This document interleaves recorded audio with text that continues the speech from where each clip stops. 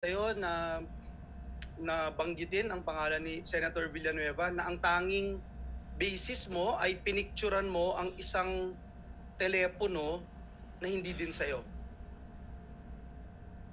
Wala po, sir.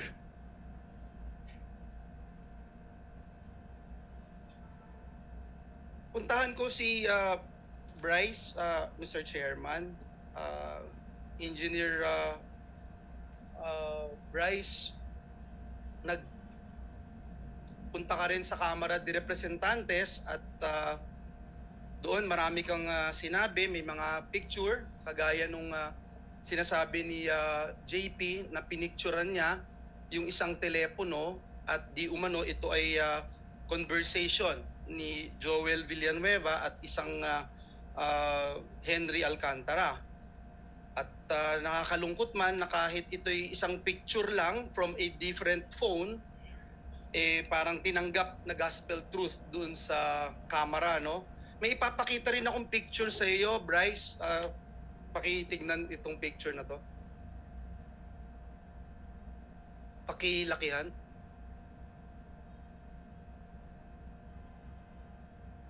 Bryce, naaalala mo ba yung messages na ito?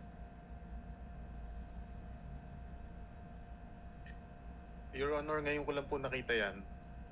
Wala po ako nababasang ganyang messages po. Numero mo ba yan na nakikita sa telepono? Numero mo ba yan? Numero ba ng congressman yan? Wala pong nakalagay na numero, Your Honor. So pareho pala dun sa binanggit ni JP, wala ring numero. Naaalala mo yung message na yan? Ako hindi po. Kasi may nakapagsabi sa akin, ikaw daw ito.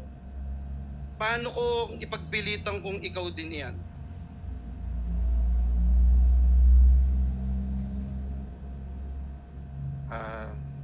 Nasa sa inyo na po yun, Your Honor.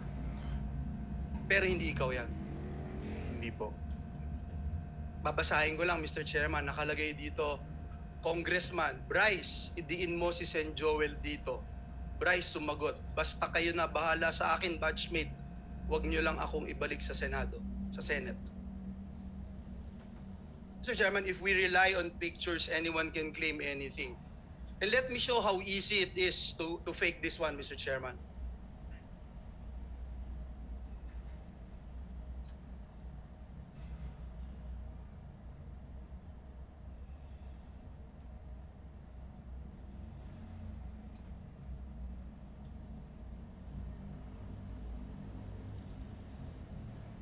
$20, Mr. Chairman.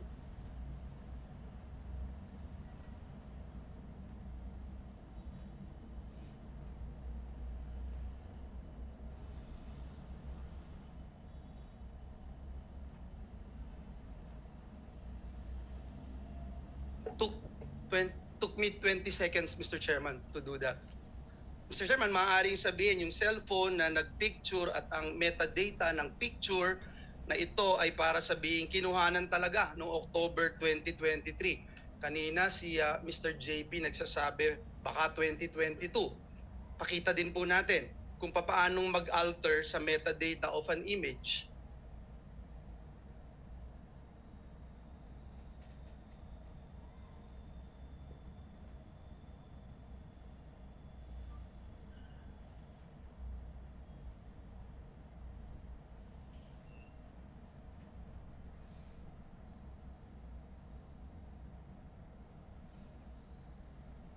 Ganun po kadali, Mr. Chair. Mr. Chairman, bukod po sa napakadaling magdoktor ng picture, inamin niya po mismo doon sa camera, and if we can show the minutes and the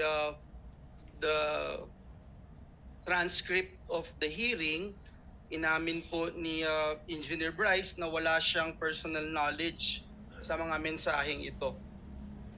Can you confirm, Engineer Bryce, itong binanggit nyo na Your Honor regarding sa mga text messages po, wala po.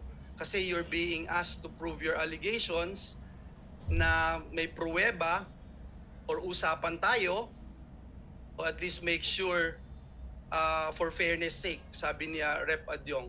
Would you confirm na ito po yung naging sagot nyo, sir?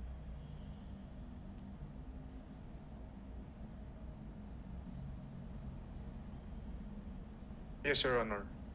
So ibig sabihin, hearsay, Mr. Chairman, daig pa po nito yung chismis. Nakakalungkot dahil yung chismis trying to destroy me, my name, our family, our loved ones. May mga anak din ako, Engineer Bryce, at higit sa lahat yung simbahan na aking nire-represent na milyong-milyong tao ang nire-respeto yung aking pananampalataya.